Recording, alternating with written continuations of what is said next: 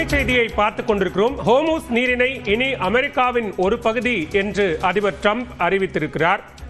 இது தொடர்பான கூடுதல் விவரங்களோடு இணைகிறார் சிறப்பு செய்தியாளர் முகிலன்.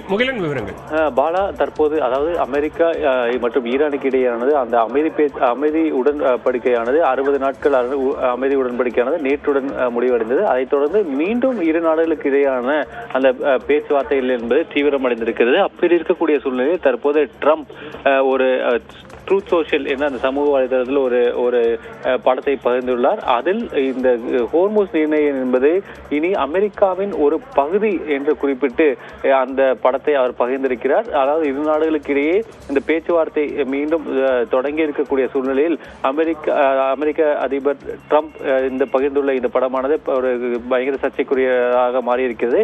ஏனென்றால் ஏற்கனவே ஈரான் ஹோர்முஸ் நீரிணையானது மூடப்பட்டிருக்கிறது. அதில் எந்த கப்பல்களும், அதாவது எண்ணெய் கப்பல்கள் உள்ளே நுழைவதோ அல்லது வெளியே செல்வதோ அனுமதிக்கப்படாது என்றும் தெரிவித்திருக்கிறது. அது மட்டுமல்லாது அந்த ஹோர்முஸ் நீரிணை வழியாக வரக்கூடிய அந்த கப்பல்கள் மீது இன்னும் ஈரான் தாக்குதலிலும் நடைபெறுவதை நம்மால் பார்க்க முடிகிறது. அப்படி இருக்கக்கூடிய சூழ்நிலையில் தற்போது ட்ரம்ப் இது போன்ற ஒரு படத்தை அவர் பகிர்ந்திருக்கிறார். இனி ஈரான் இதற்கு எதிர்வினையாற்றும். ஈரான் இதற்கு என்ன சொல்லப் போகிறார் என்பதை நாம் பொறுத்திருந்து பார்க்க வேண்டும். பாலா, விவரங்களுக்கு நன்றி முகிலன்.